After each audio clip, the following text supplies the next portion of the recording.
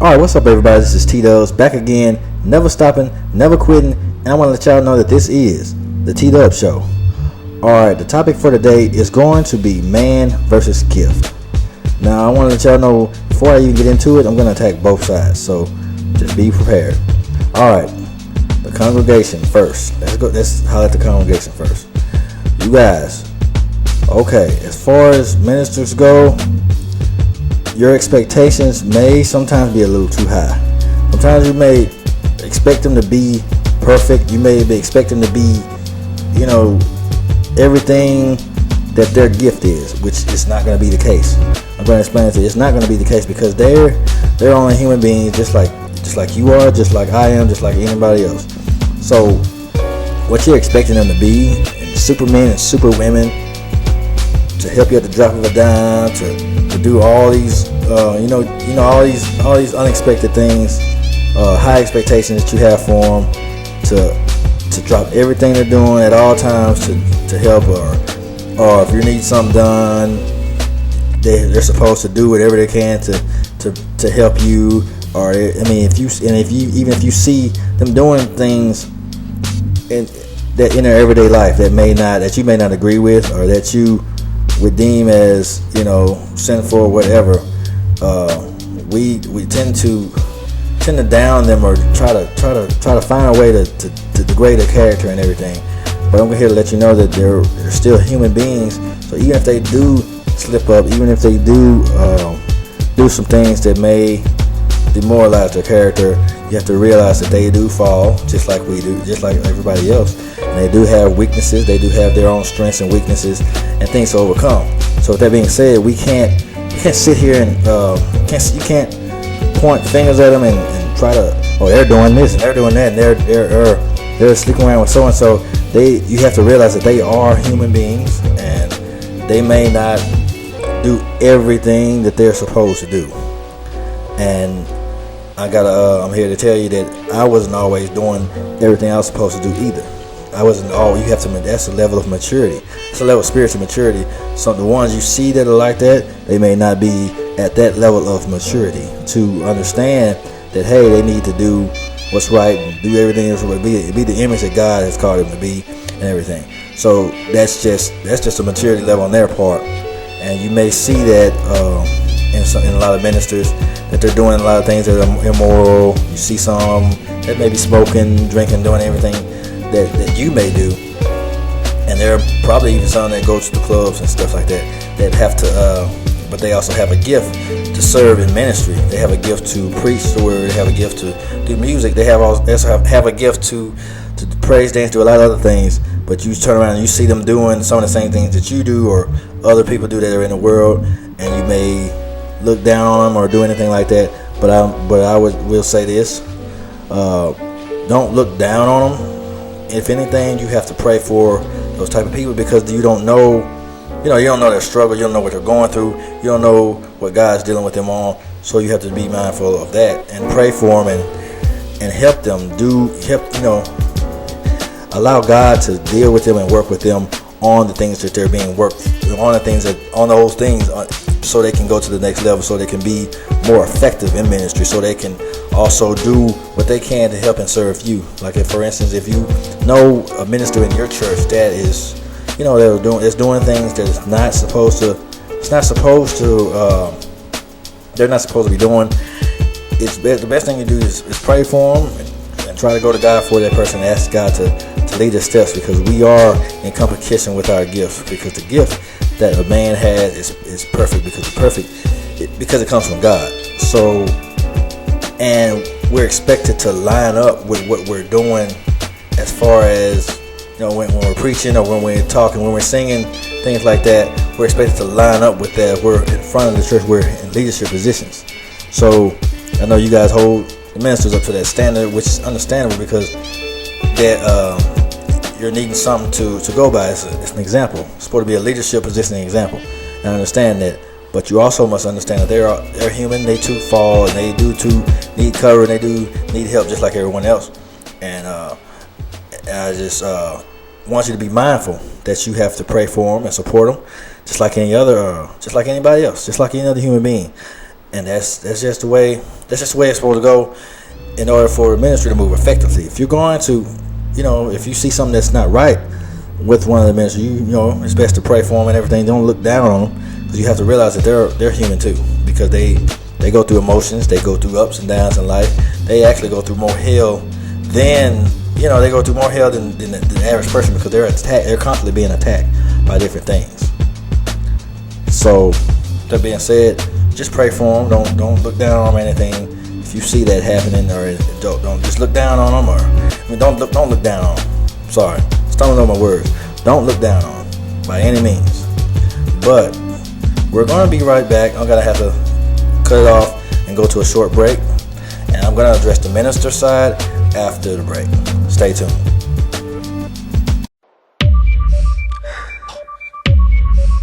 No. Eve, no. Adam, wait. Don't. I wish y'all could hear us. Listen. I know it looks good, but don't eat up the tree. Listen. If you do, we'll all suffer. Can you hear us? Don't let sin in the world. Can you hear us? Wait, please. I know you can't see us, but we're watching you from afar. An audience in the distance, like some flies on the wall. Standing here in amazement and in awe, since we saw God forming you from the dust, shaping you with his palms, giving you the permission to eat from trees in the garden. Except for one, if you disobey, then you're destined to fall. He guaranteed you would die if you stray from his law. Then he gave you in pride and said you should not be alone. So please don't eat from that tree. No.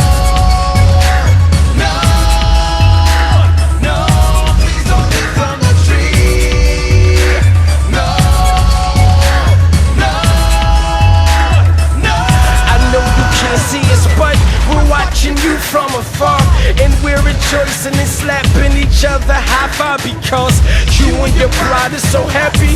Clearly you got it all. The ocean's your swimming pool. Your light, it comes from the stars. Work for you is a hobby. High five is thriving with gold, but most of all you were piling around an island with God. The earth is filled with his glory. You serve and worship and all. Everything is so perfect. You're in the world without flaws. Why would you eat from that tree? Remember God said you would fall. Remember he said you would die, and that would affect us all. Please do not follow your eyes. The devil's gestures are false. The moment you take a bite, all of this will be lost. So please don't eat from that tree. No.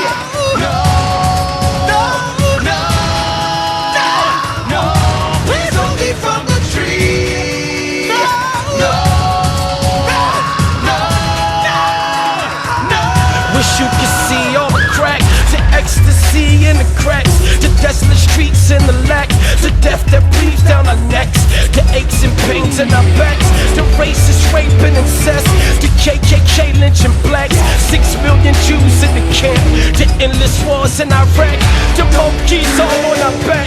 Financially we're all strapped, relationships out of whack.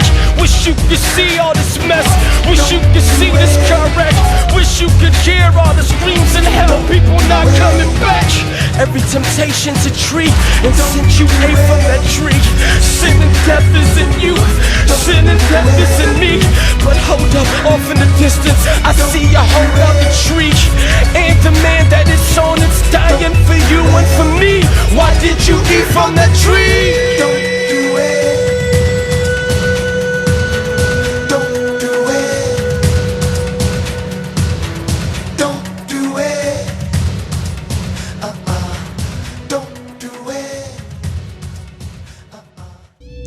Alright, now welcome back to the T-Dub Show, and where we left off, we were talking about the man versus gift topic. I was addressing the congregation side and everything, and I was letting everyone know that you shouldn't, you may be holding the ministers on a higher pedestal than you should because they're only human and they're not perfect, and you should lower your pedestal. You don't put them on a pedestal, put God on the pedestal, because God's the one that's using them. They're a vessel that's being used. They're just a human being. So But I'm going to go to the minister side also. Now, ministers, us as ministers, we together have to realize this. They're going to hold us to a certain expectation because we're supposed to be leaders. We're supposed to, set the example as far as in the church, as in the ministry as a whole. We're supposed to be the ones helping, serving, and also living right. We also have to live according to the word that we're actually representing, because we're a representation of God's word, and we're a representation of God. We're supposed to be the image of God. So with that being said, we have to do what we can and live is the best life we can live, as far as when it comes to our indulgence on alcohol and all these kind of things and things that we do, the people that we hang around, the type of music we listen to. We have to be careful what we let in our spirits. We have to also know that what we do, how we treat people, it matters. The way we treat people, it's very significant it has a very significant meaning. I would put it like that. It has a significant meaning to what we're doing, and pertains to the ministry, pertains to helping, it pertains to serving, it pertains to being what God has called us to be. We have to take that extra step and live our lives right and do the best that we can do as far as men and women of God, because we're competing basically with our gift. God gave us a perfect gift to use, so we have to strive for perfection. Of course, we know that people are going to talk about us anyway, but we have to still do our best to be, to live right, live holy, and be best that we can be. At least try, be the best that we can be. And we can't be controlled by the things of this world, such as lust, such as jealousy and hate and depression and things like that. We can't be confined to those things, because I discussed in my last show that if you accept Jesus, you're free indeed. And if we're in ministry, we've already passed that stage. We're no longer babies, so we have to act like we're mature in the spirit. We can't be in the place of ministry and be immature in the spirit, because we're held at a higher standard. Because that's for the congregation. That's understandable if they're off into those type of things. But if we're in leadership, we can't lead from the back. We can't lead if we're in the same position. We're doing the same thing they're doing. We can't. It's hard for us to lead like that. It's hard for us to set an example. It's hard for us to tell people what to do and what not to do.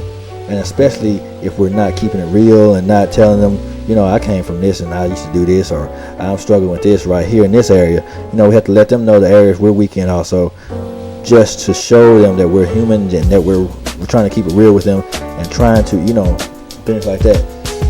So they'll understand that, hey, he's real. They're down to earth. They'll understand it. And if we have that image that we're down to earth and that we try to, if we treat people right and we do people right and we're good to people, we be the best man and best woman that we can be to people. We treat people like people, and to help people, to serve people, to talk to people like they're, and respect people, respect everybody. And we don't have a high horse mentality as to where I'm godly and you're nothing, that kind of thing. Now that will cause people to hold you on a high pedestal, especially if you're on a high horse. They're probably going to put you on there because that's what's expected. But if you're down to earth and you treat people right, you treat everybody right, you talk to people respectful, whether they're in the world or not, you treat them with respect, and that's how you get respect from people, and that's how we avoid being put on those pedestals. And I always tell people not to put me on a pedestal. I don't want a pedestal. I'm just a vessel. I have a gift, but I am not. I'm gonna strive to be perfected like that gift is, but I don't want to be put on a pedestal at the same time. But at the same time, we can't use that as an excuse. We can't use being human as an excuse to keep messing up, and because it's not about. I'll put it like this: it's not about how many times you fall over and over and over again. He's gonna keep forgiving me. He's gonna keep forgiving me. But we can't use it. We can't use it like that. We have to strive to do better and better and better. If we mess up in one way, we can't keep messing up in that same way over and over and over and over and over. It's not gonna work because it's just it'll be we'll seem like we're fake. We're saying we're trying to fake it. We're faking, and we're using God to cover up what we're doing. Oh, he's gonna forgive me. He's gonna forgive me. He's gonna forgive. We can't do it like that. We have to live right, because our gift is right. Our gift is holy, so we have to be holy. More of the story is. So, from one side, congregation, you can't put them on a pedestal. You can't put us on a pedestal. We're only human. We're no better than you. And as far as us go, we have to do our best as ministers to live right and be right and represent God to the fullest. Agreed? Well, it's been fun, and I do have to go. I still hate that when I have to go. I hate when my time goes. I wish I had longer segments. Wish I had longer time to talk to you guys. But I mean, it is what it is.